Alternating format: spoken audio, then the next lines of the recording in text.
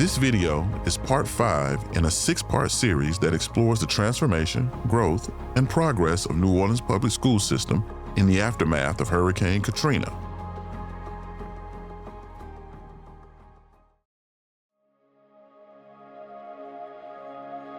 When Hurricane Katrina hit, it destroyed more than buildings.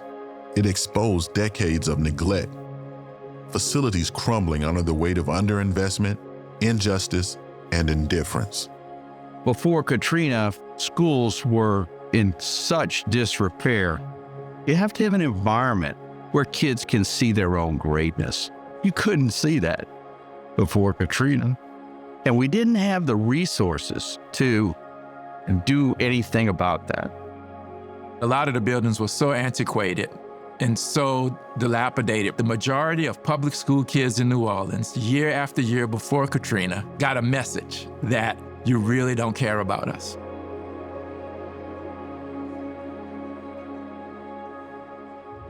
But in the years after the storm, New Orleans made a choice to build something better, not just structurally, but symbolically. A $1.8 billion federal investment in the dignity, equity, and possibility of New Orleans students.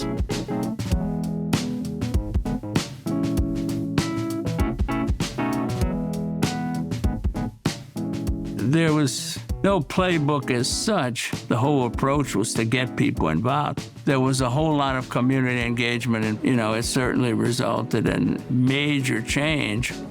More than 200 community meetings helped shape the school facilities master plan, a blueprint that would reimagine what a public school could be.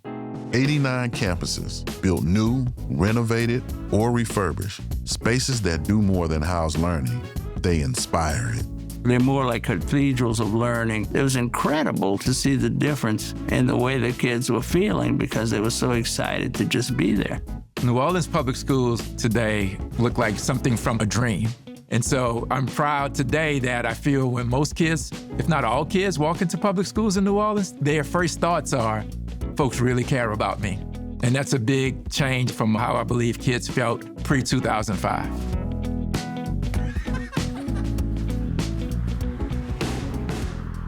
In May 2023, leaders gathered at the newly renovated Dr. Alice Jeffrey School to mark a milestone, the largest school rebuilding effort in U.S. history, completed right here in New Orleans.